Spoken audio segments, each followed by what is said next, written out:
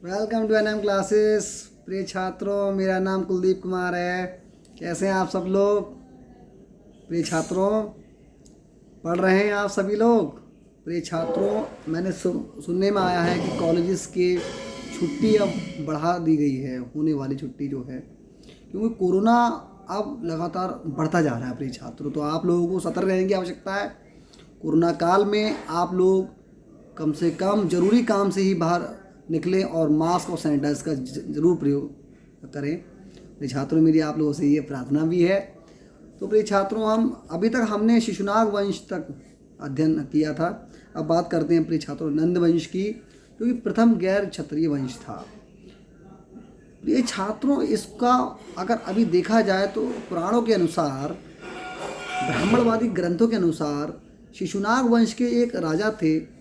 उन्होंने एक शूद्र औरत से विवाह किया था, जिससे उत्पन्न पुत्र थे महापद्म नंद, जो कि नंद वंश के संस्थापक भी थे। प्रिय छात्रों, और बाबा साहब ने भी शूद्रों का जो राजकाज बताया है, जो शूद्रों का शासन बताया है इस देश पर, जो कि प्राचीन भारत में शासन था, वो शिशुनाग वंश से लेकर मौर्य साम्राज्य तक बढ़ता गया और इसका अंत पुष्यमित्र शुंग ने किया। तो प्रिय छात्रों, अब बात करते हैं महापद्मनंद की। महापद्मनंद को पाली ग्रंथों में उग्रसेन के नाम से भी दर्शाया गया है। और प्रिय छात्रों, बौद्ध ग्रंथ जो हैं वो नंदों का वर्णन अन्नत कुल अज्ञात वंशावली के वंश से संबोधित करते हैं। ये भारत का प्रथम साम्राज्य निर्माता एक अर्थ होने का दावा करने वाला एकमात्र ऐसा शासक जिसने अन्य सभी शासकों को नष्ट किया और क्षत्रियों को जड़ से उखाड़कर फेंकने वाला सर्व क्षत्रांता की उपाधि भी ग्रहण की।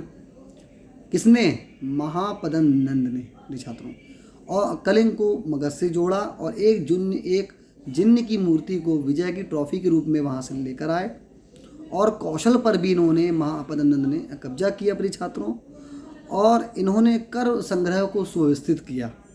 महापद्मनंद ने नहरों का निर्माण करवाया और सिंचाई कार्यों के लिए भी बहुत काम किया। अब बात करते हैं प्रिय छात्रों घनानंद या घनानंद की, जो कि नंद वंश के अंतिम शक्तिशाली शासक थे। यूनानी उत्कृष्ट लेखक, ये प्रिय छात्रों आप उसे लिख लें, बहुत ही महत्वपूर्ण है। ये प्रश्न पूछता है, यूनानी उत्कृष्ट लेखक ने घनानंद को एग्रमीज या जेंड्रमीज के नाम से अपने लेखों में लिखा है। घनानंद के शासनकाल में सिकंदर ने पंजाब पर आक्रमण किया था, लेकिन घनानंद की विशाल सेना को देखकर सिकंदर मगध की ओर बढ़ नहीं पाया और एक तरीके से घनानंद ने सिकंदर को मगध की तरफ बढ़ने से रोक दिया था। घनानंद ने नंदोपक्रमणि नामक एक विशेष मापक यंत्र का भी आविष्कार किया था। और प्रिय छात्रों, लेकिन घनानंद एक अभिमानी शासक था, जिसने आम आदमी पर करों का बोझ लाद दिया था। उसके शासनकाल में प्रिय छात्रों जनता त्राही त्राही कर रही थी, बहुत परेशान थी। तभी उसी समय आचार्य चाणक्य ने एक बालक को देखा। उन्होंने देखा यह ही इस प्रजा को घनानंद की अराजकता से दूर कर सकता है। वह था महान सम्राट चंद्रगुप्त मौर्य, और उसके मार्गदर्शन में, कौटिल्य के मार्गदर्शन में चंद्रगुप्त ने घनानंद को पराजित किया और एक महान सम्राट की उपाधि को लेकर, और वह महासम्राट बना भी। प्रिय छात्रों, आगे बात करते हैं मौर्य वंश की, जो कि अभी विस्तृत रूप से नहीं पढ़ेंगे। इसको हम बौद्ध धर्म जैन धर्म के बाद ही पढ़ेंगे। प्रिय छात्रों, मैं आपको सीक्वेंस से जोड़ कर पढ़ाने की कोशिश कर रहा हूँ प्रिय छात्रों। तो प्रिय छात्रों, मौर्य वंश की स्थापना 321 ईसा पूर्व में मगध को लाभदायक भौगोलिक स्थिति का लाभ प्राप्त क्यों था? क्योंकि प्रचुर लौह भंडार क्षेत्र था वो, दक्षिण बिहार के आसपास का, और इनके हथियार अन्य सभी हथियारों से बेहतर और प्रभावकारी थे। उत्तर पश्चिम भारत, फारसी और मैसेडोनिया आक्रमण। तो कंबोज जो क्षेत्र था प्रिय छात्रों, वो पाकिस्तान का पेशावर का क्षेत्र था और कश्मीर से थोड़ा सटा हुआ था, और थोड़ा अफगानिस्तान से भी थोड़ा हल्का सा टच में था। मद्रा जो क्षेत्र था वह छात्रों पंजाब से सटा हुआ क्षेत्र था। गांधार आप जानते ही हैं, रावलपिंडी और कश्मीर का क्षेत्र था। तो ये आपस में प्रिय छात्रों तीनों क्षेत्र जो थे, साम्राज्य के जो राजा थे वो लड़ते रहते थे। इसका फ़ायदा उठाया प्रिय छात्रों फारसियों ने। और 6वीं शताब्दी से पूर्व में पहला जो फारसी जो राजा था जिसने उत्तर और पश्चिम भारत पर आक्रमण किया, वह कौन था प्रिय छात्रों? पूछ सकता है ये प्रश्न। वह था एक्मेनिड सम्राट सायरस, जिसका शासनकाल 558 से लेकर 529 ईसा पूर्व था। सायरस ने एक सैनिक अभियान का नेतृत्व किया जिसने कपिश नगर हिंदुकुश पहाड़ियों के दक्षिण पूर्व में स्थित को तबाह कर दिया था।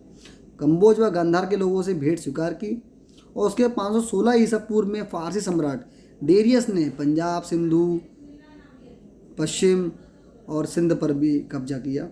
यूनानी इतिहास का हेरोडोटस, जो कि पश्चिमी इतिहास लेखक के जनक कहे जाते हैं प्रिय छात्रों, उन्होंने उल्लेख किया है कि फारसी साम्राज्य के सामने समर्पण करने वाला 20वां और सबसे समृद्ध क्षत्रप गांधार था प्रिय छात्रों। क्षत्रप का अर्थात वहाँ पर प्रांत।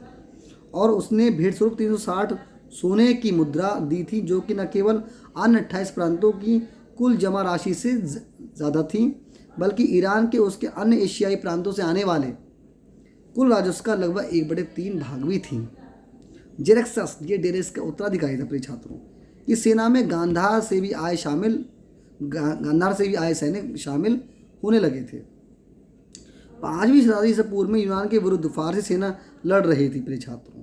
सिकंदर के भारत पर आक्रमण तक उपमहाद्वीप का उत्तर और पश्चिमी भाग फारसी सेना के अधीन था प्रिय छात्रों। तो भारत पर फारसी प्रभाव देखते हैं। भारत फारस के 200 वर्षों के संपर्क परिणाम स्वरूप इन दोनों के बीच सामाजिक, आर्थिक, सांस्कृतिक आदान प्रदान भी हुआ तथा वाणिज्य का भी आदान प्रदान होता था। भारत के उत्तर और पश्चिम में खरोष्ठी लिपि का परिचय अरेमिक फारसी साम्राज्य की आधिकारिक लिपि, जिसे अरबी की तरह दाएं से बाईं ओर लिखा जाता था। तो छात्रों ये प्रश्न बहुत आता है कि अशोक के उत्तर पश्चिम क्षेत्र से जो प्राप्त अभिलेख हैं, उन अभिलेखों में कौन सी लिपि का प्रयोग हुआ है? तो वह उत्तर है प्रिय छात्रों खरोष्ठी लिपि, जो बिल्कुल फारसी साम्राज्य की तरह लिपि थी और अरबी भाषा की तरह वह भी दाएं से बाईं ओर लिखी जाती थी प्रिय छात्रों। और उसमें सिग्लोई टाइप सिक्कों की भी भारत में उस समय नकल की जाती थी प्रिय छात्रों, क्योंकि फारसी सिग्लोई टाइप सिक्के थे। और प्रिय छात्रों जो अशोक के उत्तर पश्चिमी क्षेत्र से जो अभिलेख प्राप्त हुए हैं, उसमें ईरानी राजा डेरियस का प्रभाव था और ईरानी शासन का पूरा प्रभाव उसमें देखा जाता है, या फारसी साम्राज्य। उसके अभिलेखों में स्मारकों, विशेषकर घंटी के आकार के बड़े अक्षर और अशोक के शिलालेखों की प्रस्तावना बहुत अधिक ईरानी प्रभाव देखा जा सकता है प्रिय छात्रों। तो प्रिय छात्रों हम अपनी क्लास को यहीं आज रोकते हैं, एनएम क्लासेस को, और कल हम सिकंदर के बारे में अध्ययन करेंगे। और प्रिय छात्रों आप मेरी क्लास को ज़्यादा से ज़्यादा शेयर कीजिए। और प्रिय छात्रों और जो भी आपके डाउट्स हैं, जो भी आपके इश्यूज़ हैं, आप मुझसे फेसबुक मेरे आईडी पर कुलदीप कुमार से आप उस पर प्रश्न पूछ सकते हैं। और यूट्यूब पे जो मेरा चैनल है उस पर आप फीडबैक मुझे दे सकते हैं। और जो भी आपको डाउट्स आप मुझसे बिल्कुल खुल के बिल्कुल निसंदेह होकर आप मुझसे पूछ सकते हैं प्रिय छात्रों।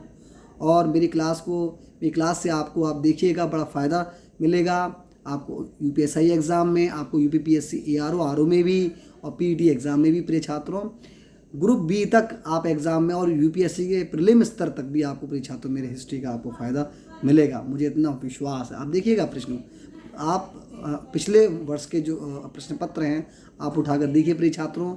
जो मैं आपको पढ़ा रहा हूँ उसमें से आपको बहुत कुछ मिलेगा प्रिय छात्रों।